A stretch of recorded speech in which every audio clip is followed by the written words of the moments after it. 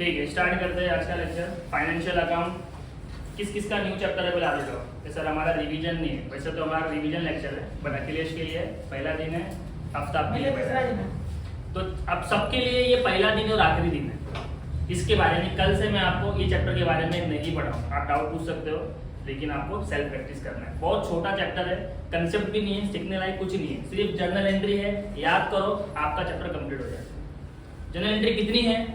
10-15 भी नहीं, कितनी एंट्री है? सिर्फ गिनती की 5। तो चैप्टर क्या है sir? Chapter name is accounting for foreign exchange transaction.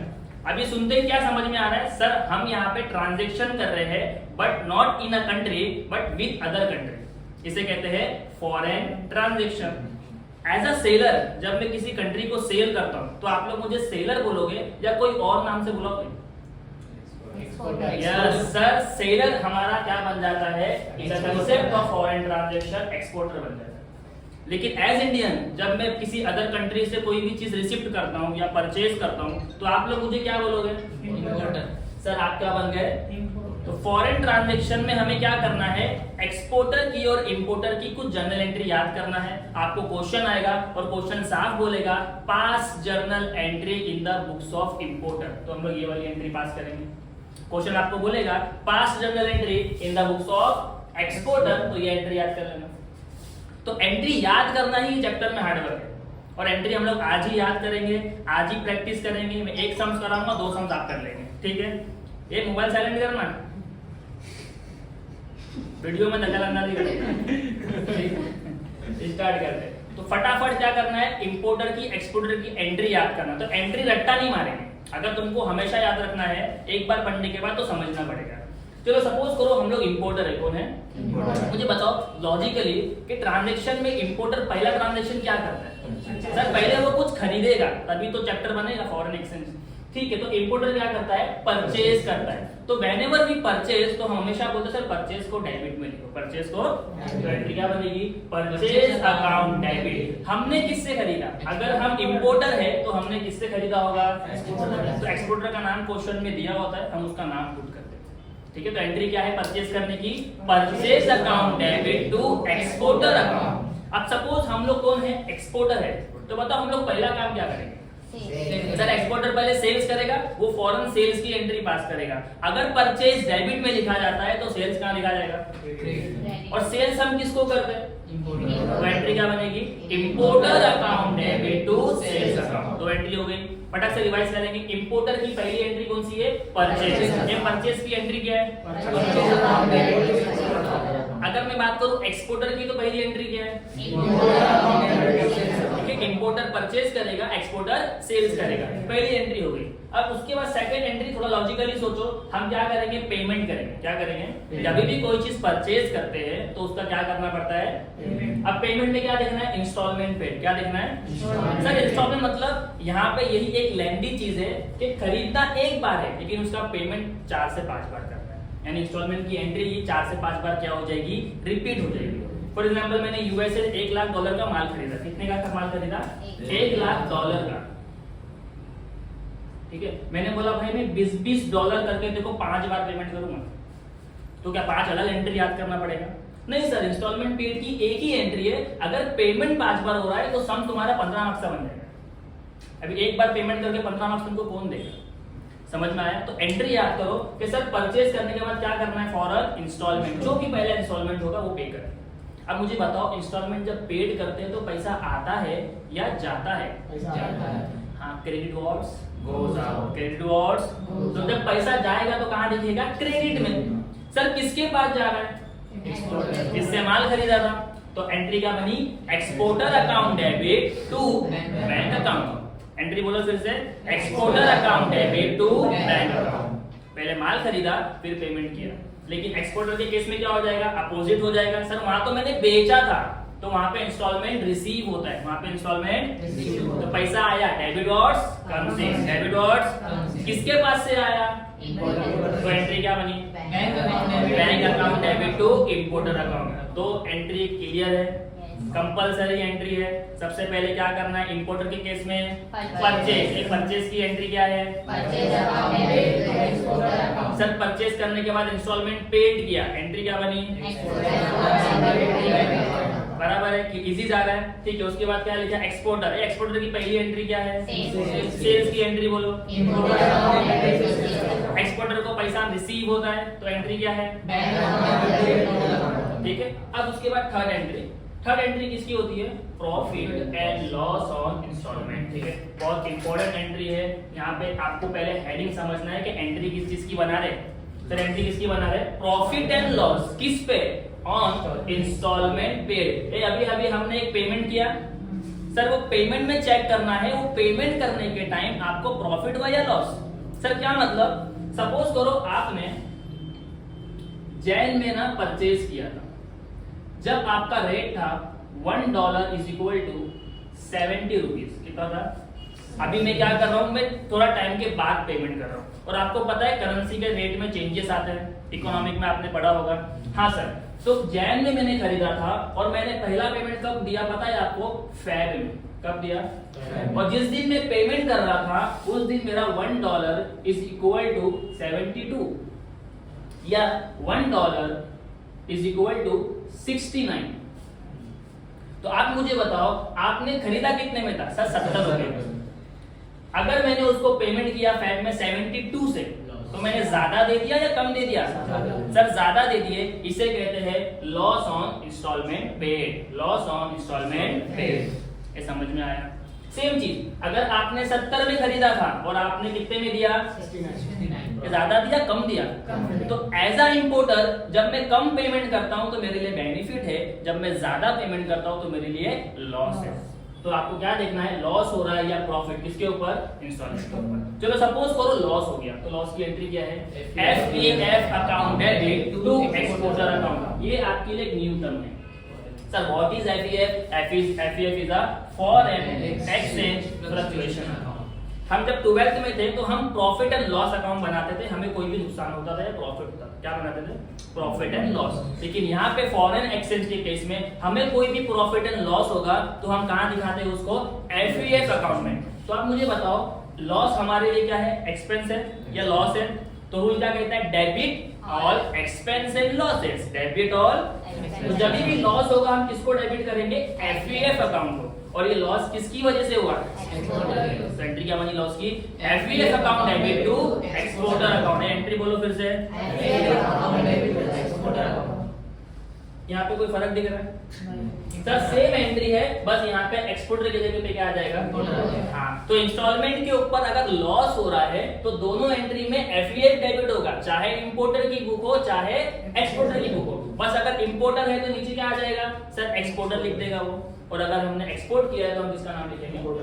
तो लॉस की एंट्री दोनों के लिए सेम है, FEF डेबिट। इसके लिए एक्सपोर्टर और इसके लिए इंपोर्टर, याद रहेगा। ओके, उसके बाद क्या लिखा है? सर प्रॉफिट हुआ तो प्रॉफिट समझ में आ रहा है, इजीली मिल जाता है। सर 70 में खरीदा था, 69 पे किया, ₹1 का प्रॉफिट। तो प्रॉफिट की एंट्री क्या है?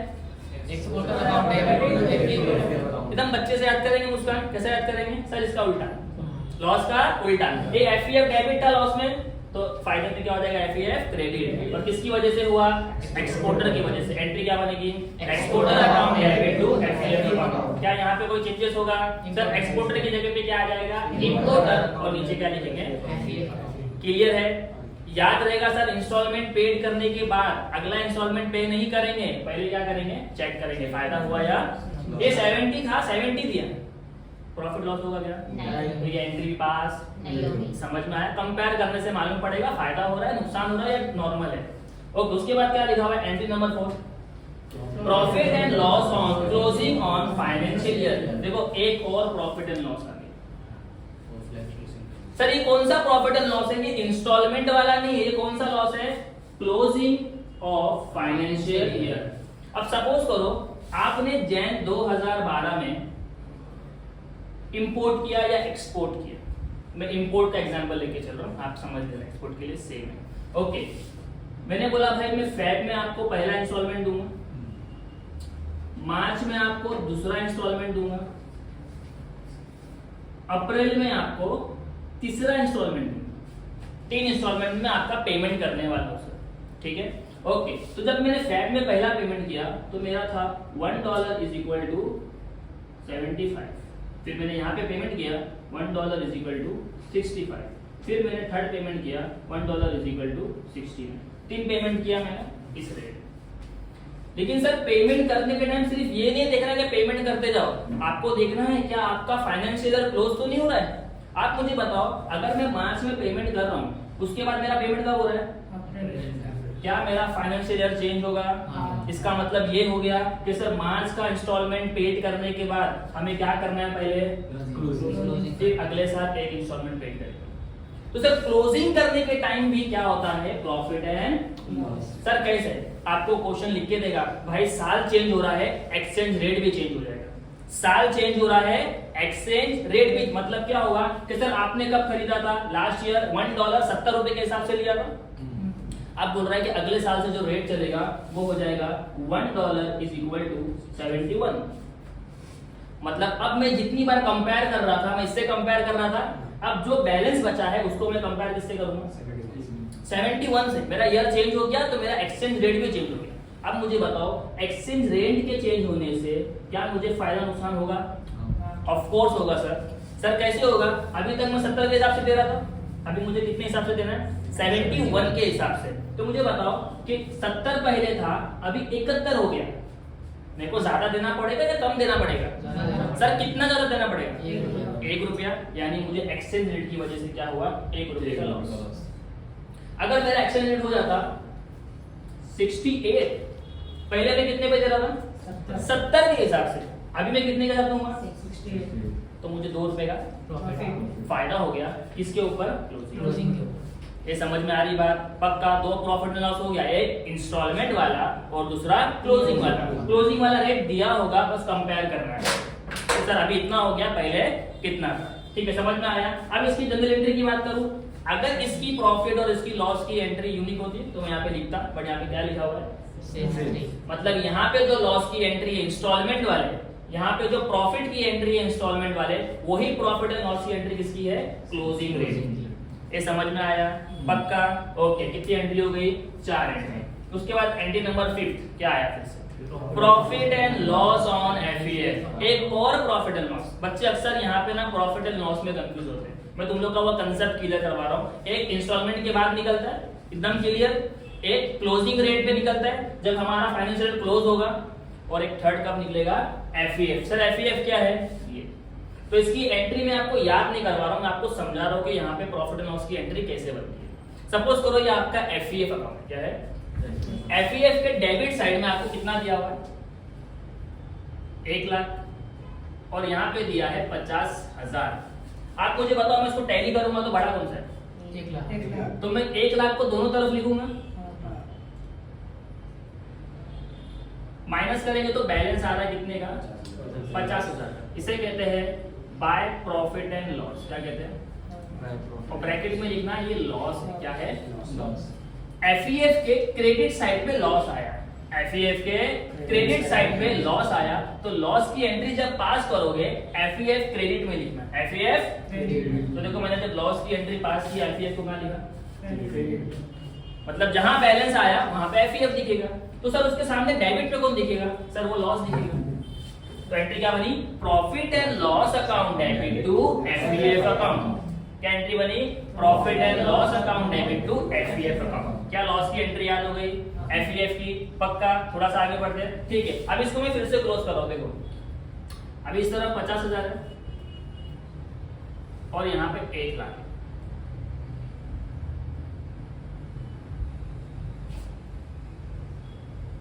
ओके, क्या आप लोग मानते हो डेबिट साइड पे बैलेंस आएगा? हाँ।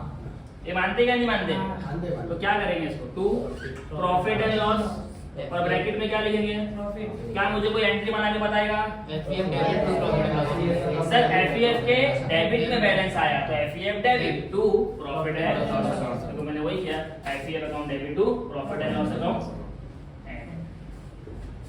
इसके लिए भी सेम है, क्योंकि अकाउंट तो वैसे ही बनेगा। समझ ला? पक्का कर लेंगे, ठीक है। फटाफट शॉर्ट में रिवाइज करते हैं। एक इंपोर्टर की बुक में पहली एंट्री सेल्स की एक्सपोर्टर की पहली एंट्री, Sales। फिर सेकंड टाइम दोनों क्या करेंगे, Installment। इंपोर्टर इंस्टॉलमेंट पेड करेगा और एक्सपोर्टर इंस्टॉलमेंट रिसीव करेगा। उसके बाद क्या होता है, इंस्टॉलमेंट पे प्रॉफिट एंड लॉस होता है। उसके बाद हम क्या देखते हैं कि अगर ईयर क्लोज हुआ तो हम ईयर क्लोज करेंगे, पेमेंट बाद में करेंगे। तो ईयर क्लोज करने के टाइम क्या प्रॉफिट एंड लॉस होता है? हाँ सर, प्रॉफिट एंड लॉस होता है। उसकी एंट्री कौन सी है सर? वही एंट्री है जो इंस्टॉलमेंट वाली है। उसके बाद हम क्या करेंगे, एफईएफ को क्लोज करेंगे। इसमें भी प्रॉफिट एंड लॉस होता है। डेबिट में आया तो प्रॉफिट और क्रेडिट में आया बैलेंस तो लॉस। तो जहां बैलेंस आएगा उसके हिसाब से एंट्री डिसाइड करेंगे। समझ में आ गया? पक्का? सम देखते हैं, ठीक है। अब टेक्स्ट बुक निकालो आपकी।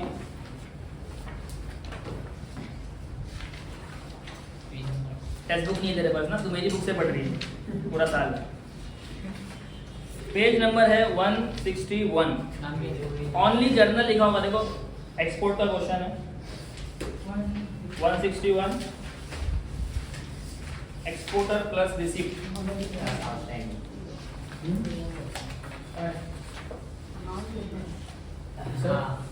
एकदम मुझे कैलसी पास करो। ये सबमिट देखो तो जरूरत नहीं पड़ता किसी क्या लिखा वहाँ पे? एक कैलसी सबके पास है ना? हाँ, पेज में क्या सर? ये इसका नाम है प्रियंका लिमिटेड। प्रियंका, हर महीने क्या है? प्रियंका लिमिटेड। हाँ, है प्रियंका लिमिटेड आपके पास है? सर इसमें नहीं है। थोड़ा एडजस्ट कर लो, आपस में शेयर कर लो। ये पेज नंबर 128 है? ये 5.5 पे ये इसी को तो कर दिया। आया करके क्या? है? Very good। ये वो 122। चलो ठीक है, मिला सबको अभी? पक्का? ओके, क्वेश्चन को रीड करेंगे, चेक करेंगे हमने एक्सपोर्ट किया या इंपोर्ट किया, उसके बाद एंट्री डिसाइड करेंगे। So question is pass journal entry for the following transaction in foreign currency in the books of Priyanka limited. Priyanka Limited export goods to Jerry Trading Company, Germany worth rupees $90,000 on 10th January 2012, on which date exchange rate of rupees $1 is equal to 49.50. The payment for the same was received as under. अब मुझे बताओ ये exporter है या importer है? Sir इसने export की, क्या की? एक्सपोर्ट। एक किसको एक्सपोर्ट की? जेरी को। किसको की? जेरी ट्रेडिंग कंपनी को। और हमको डेट दिया है, कौन सी तारीख को इसने एक्सपोर्ट की? 10 जन 2012 को इसने की। इसने कितना डॉलर में एक्सपोर्ट की है? $90,000 ओके। तो इसने जो माल बेची है टोटल अमाउंट है $90,000, जिसका $1 का रेट कितना है? 49.50। यानी इसने क्या की? सेल्स। हम लोग पहले सेल्स की एंट्री पास करते हैं। पक्का? थोड़ा सा आगे बढ़ते हैं। उसके बाद क्या दिया हुआ है? Date of payment. तो कितना प्यार से डब्बे में सजा के दिए हैं, बहुत अच्छी बात है। सिर्फ डेट चेक करो, डेट असेंडिंग में है क्या नहीं। पहला पेमेंट कब हुआ?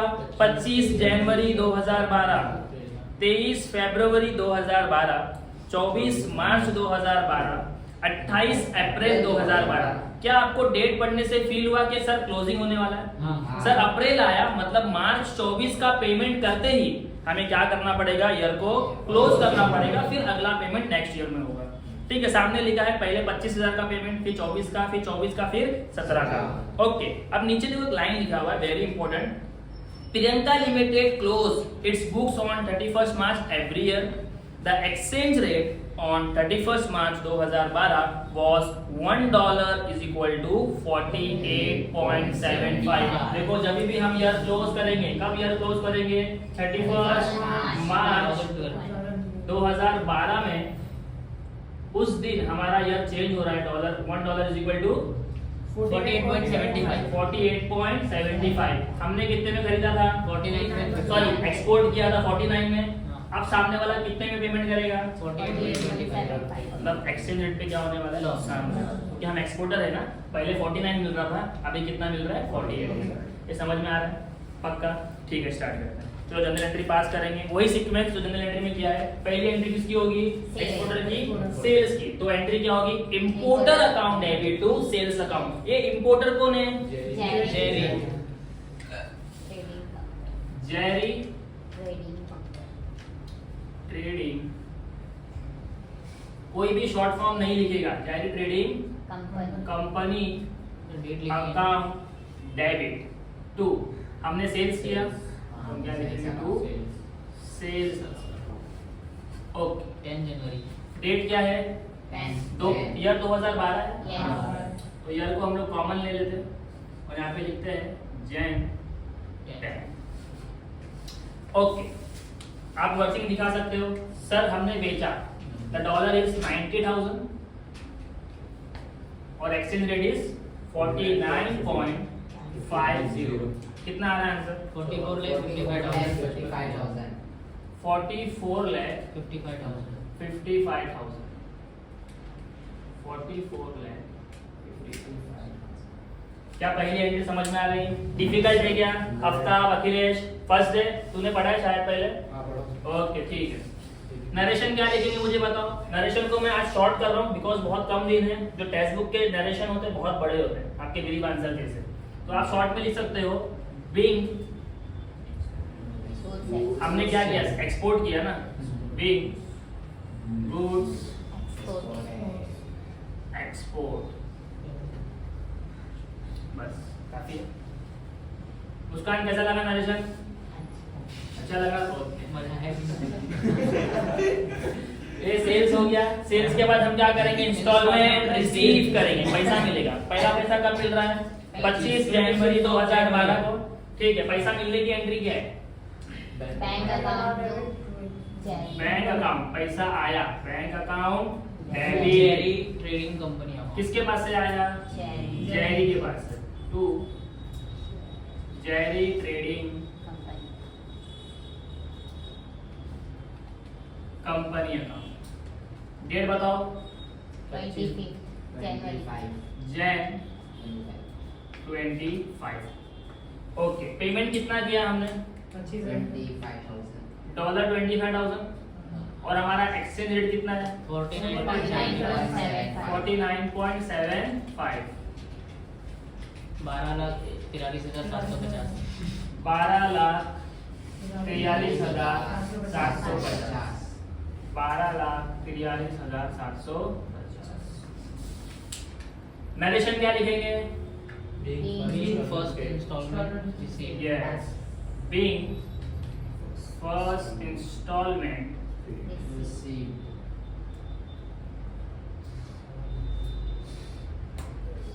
रिसीव।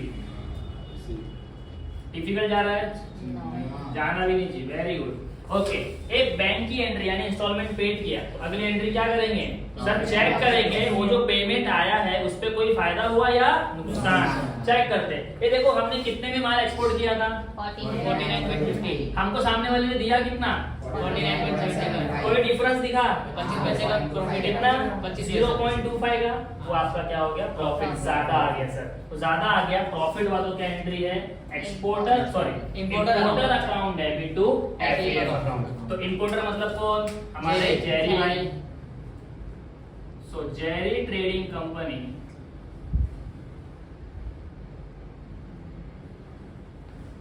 अकाउंट डेबिट टू, हमारा पूरा पीएनएल कहा जाता है फॉरेन एक्सचेंज फ्लक्चुएशन अकाउंट। 6,250। ठीक है, कितने का प्रॉफिट हुआ है हमें? 6,250। तो मल्टीप्लाई किससे करेंगे आपको पता है? जो पेमेंट किया ना उस पे आपको प्रॉफिट हुआ है, यानी 25,000 पे आपको 0.25 इंडियन रुपीस का प्रॉफिट हुआ है। कितना हो गया? 6,250। 6,250। 6,250।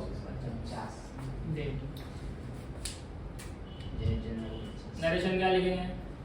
Being profit on first installment. Being profit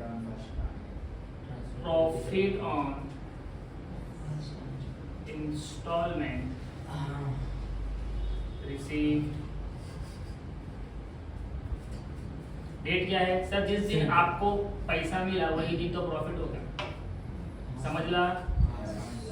narration में वर्किंग कैसे करके दिखाना पड़ेगा कैसा? कि 25,000 देखो, अगर आप नरेशन में दिखाओगे बहुत अच्छी बात है, आप लिख सकते हो on US dollar $1 is equal to ये आप डिटेल कर सकते हो। बट अगर आपको वो हैबिट नहीं है, अभी हमारे पास कुछ दिन बचे हैं, आज रिवीजन है, तो आप शॉर्ट में लिखो, कोई प्रॉब्लम नहीं है। हम लोग यहाँ पे तो वर्किंग दिखा देना, आप यहाँ दिखा देना तो चलेगा वहाँ पे? चलेगा, समझा? कोई टेंशन नहीं, ठीक है? ओके, नेक्स्ट पॉइंट क्या दिया हुआ है सर? हमने इंस्टॉलमेंट रिसीव किया और हमको क्या हुआ उसके ऊपर? प्रॉफिट। अब सीधा जाओ सेकंड डेट पे। सेकंड डेट 23 फेब को हमें क्या करना है? 24,000 का पेमेंट रिसीव करना है। तो पेमेंट की एंट्री वही होगी, एंट्री बोलो, bank account debit to Jerry trading company. Aftab देख, कोई सो तो नहीं रहा है?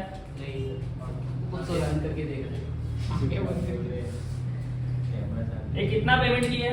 24,000 यूएस डॉलर किए हैं 48.90 की रेट से। $24,000 रेट क्या है? 48.90 8.90 11,73,600 11,73,600 पेमेंट आ गया। डेट बोलो क्या है? डेट है 23 फरवरी फेब है 23। नरेशन बोलो, लिख लोगे? ओके, ये पेमेंट करने के बाद क्या चेक करेंगे? फायदा हुआ या नुकसान। ये कितना उसने पेमेंट किया? 48। हमारा रेट कितना है? ज्यादा पेमेंट किया या कम पेमेंट किया? तो लॉस हो गया। इस बार इंस्टॉलमेंट पे क्या हुआ? हमें लॉस हुआ। तो FEF debit, FEF entry is foreign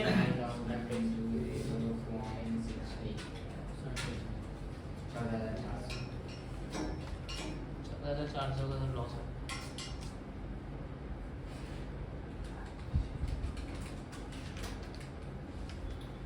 ये लॉस किसकी वजह से हुआ? जेरी। जेरी भाई की वजह से। होता ही है जेरी ट्रेडिंग समीर की वजह से लॉस हो गया। समीर, लॉस कितने का हुआ बता बेटा? पहले बता, लॉस कौन से अमाउंट पे हुआ? 24,000 0.60 का लॉस हो गया। टोटल कितना हो रहा है? 14 लाख। 14,400 बहुत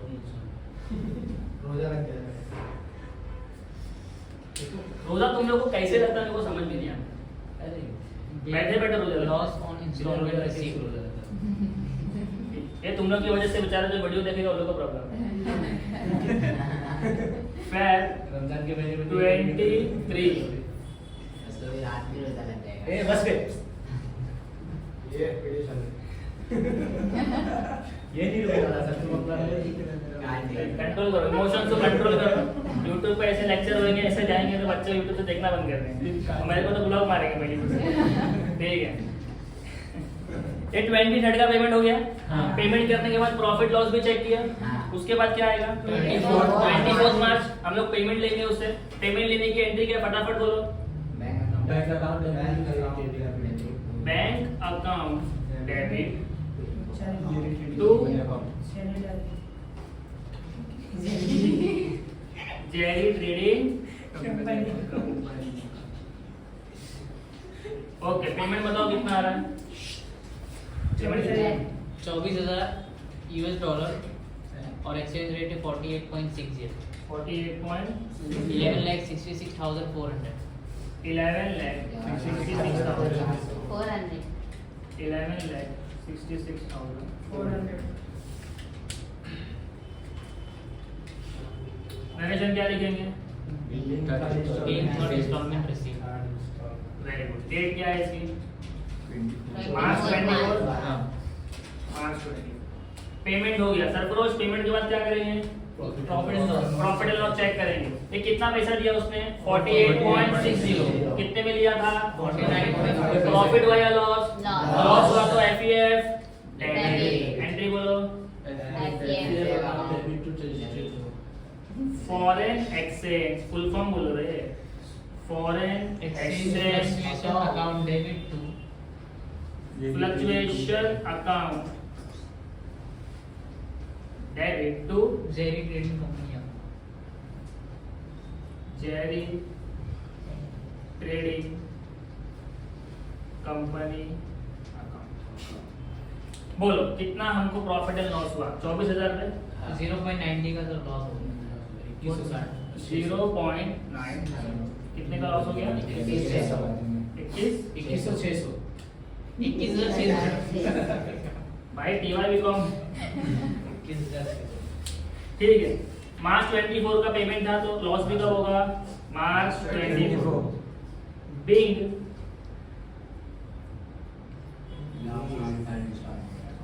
लॉस ऑन इंस्टॉलमेंट रिसीव।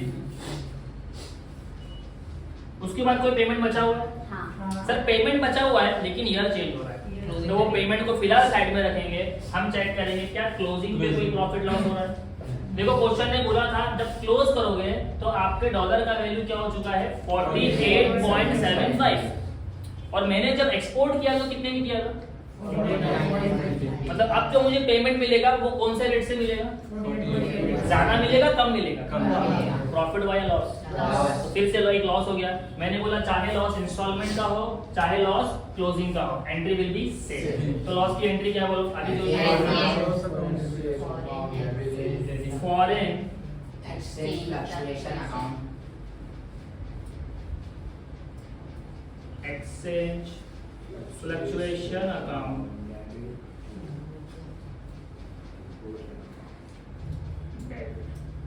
ये लॉस किसकी वजह से हुआ?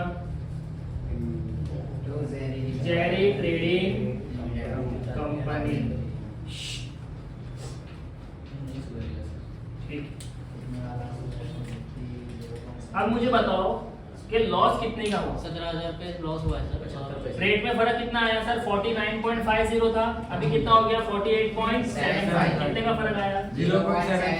0.75। अच्छा ये मल्टीप्लाई किससे होगा? 17,000। बैलेंस से। सर कितना बैलेंस बचा हुआ है? 17,000। जो पेमेंट बचा हुआ है उस पे कैलकुलेट करें। 12,750 12,750 12,700। ओके, डेट क्या है सर? क्लोजिंग किया तो डेट क्या आएगी? 31 मार्च बिग लॉस 31। और ईयर क्लोज हुआ तो एफईएफ भी क्लोज होगा। ईयर क्लोज हुआ एफईएफ भी क्लोज होगा तो एफईएफ बनाना पड़ेगा। ठीक है चलो एफईएफ को फटाफट बनाएंगे। सर एडवाइस करना है बता दो। एक minute big loss sir FF फिर दो बार क्लोज होगा इस पे ना big loss on exchange rate. Big loss on exchange rate या फिर आप प्रॉफिट बोल देना एक्स लॉस की जगह पे। ठीक है, इन शॉर्ट लिख दूं क्या यहाँ पे? लिख दो ना वो सही रहेगा। तो आपको यहाँ पे शॉर्ट में लिखना है बिग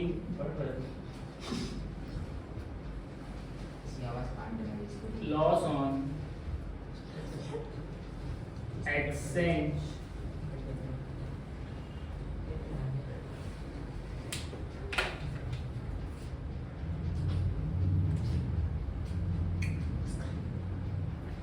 ठीक है, क्या बनाएंगे अभी?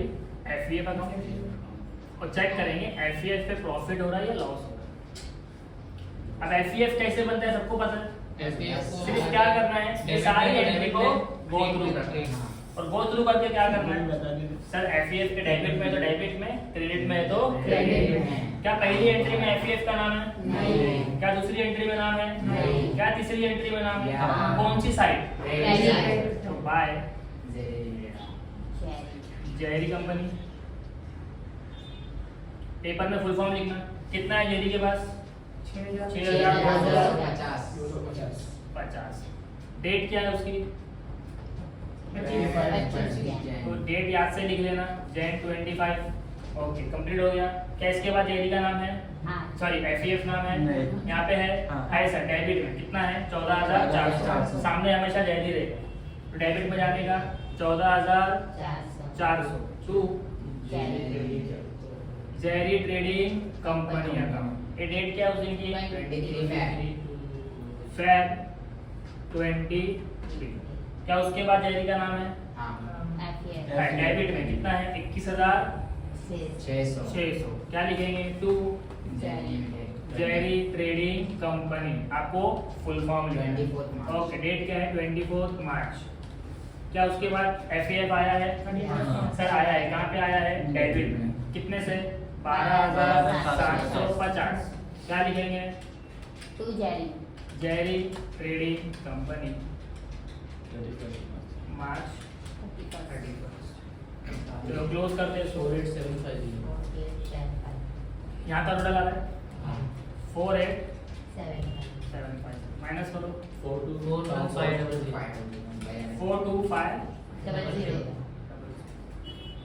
By profit and loss. और ब्रैकेट में क्या लिखेंगे? क्या है? लॉस। अब मुझे बताओ एफईएफ क्रेडिट में लॉस हुआ तो एंट्री क्या बनेगी? PNL account PNL account debit to FEF account. Entry is profit and loss account debit to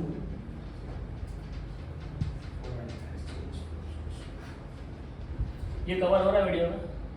Avesh profit and loss account debit to FEF account. मैंने अभी शॉर्ट फॉर्म लिखा है, आपको पेपर में फुल फॉर्म लिखना है। ये कितने का लॉस हो रहा है? 42,500। 4,500 और 2 साइलेंट है। ठीक है। बिग सरफरोश बिग यहाँ पे लिखो लॉस ऑन एफ ई। ये डेट क्या है? हम क्लोजिंग कर रहे हैं, डेट वही होगा मार्च। ओके, तो क्लोजिंग के टाइम पे ध्यान रखना, 2 एंट्री पास किया हमने। पहली एंट्री एक तो एक्सचेंज रेट चेंज हुआ उसका प्रॉफिट एंड लॉस, और दूसरा एफईएफ बना के उसका प्रॉफिट। समझा? अब लास्ट पेमेंट बचा है। लास्ट पेमेंट कितने का है?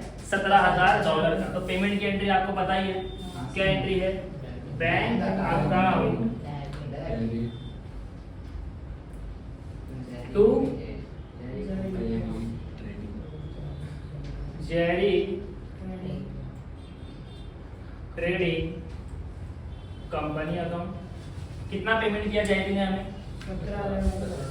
$17,000। एक्सचेंज रेट कितना है? 48.90। मल्टीप्लाई करो 831,300।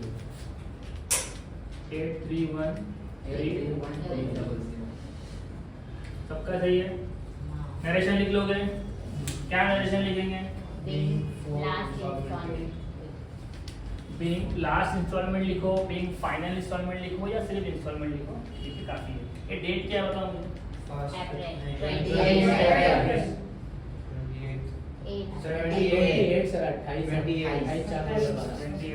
ठीक है। ओके, ये होने के बाद क्या चेक करेंगे? प्रॉफिट एंड लॉस चेक करेंगे।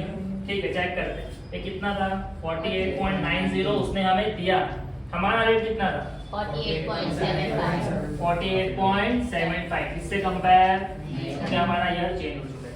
ओके, तो फायदा हुआ या नुकसान हुआ? फायदा। सर सीधा सीधा 15 पैसे का प्रॉफिट दिख रहा है भाई, ज्यादा आ गया। प्रॉफिट की एंट्री क्या है? Jerry trading company account debit to कहा जाएगा पूरा एफईएफ अकाउंट। ठीक है, मल्टीप्लाई करेंगे $17,000 इंटू 0.15 कितना है? 2,500। नरेशन लिख लेंगे। क्या नरेशन लिखेंगे? इंस्टॉलमेंट। ठीक है, डेट क्या आएगी? 28। यहाँ पे हमारा सम्स खत्म हो गया? नहीं सर, यहाँ पे हमारा क्वेश्चन कंप्लीट हुआ है। अभी एफईएफ एक बार और आया है, तो ये कहाँ जाएगा? एफईएफ अकाउंट में। ये फिर से टैली होगा तो एफईएफ का एक और प्रॉफिट एंड लॉस मिलेगा और हम उसकी एंट्री पास करेंगे। सर कैसे? देखो यहाँ पे हमने यहाँ तक कर लिया था 31 तक। एक पेमेंट आया, उस पेमेंट पे क्या हुआ? क्रेडिट साइड में एफईएफ आया, मतलब क्या हुआ, प्रॉफिट हुआ, तो उसको रिकॉर्ड करेंगे क्रेडिट में। बाय क्या नाम लिखेंगे, चेरी जेरी ट्रेडिंग कंपनी। कितना आया, 2550 2550। अब ये बैलेंस करोगे, 2550 तो पूरा बैलेंस आ गया। डेबिट साइड में आया to profit and loss account. क्या हुआ हमें, प्रॉफिट हुआ। तारीख क्या है, 28 अप्रैल। एक क्लोजिंग 31 को होता है हमेशा, 31 मार्च 2013। ईयर चेंज हो जाएगा, अभी 12 चल रहा था, अभी क्या आ जाएगा 13। ठीक है, अब इसकी एंट्री बनाओ, क्या बनेगी,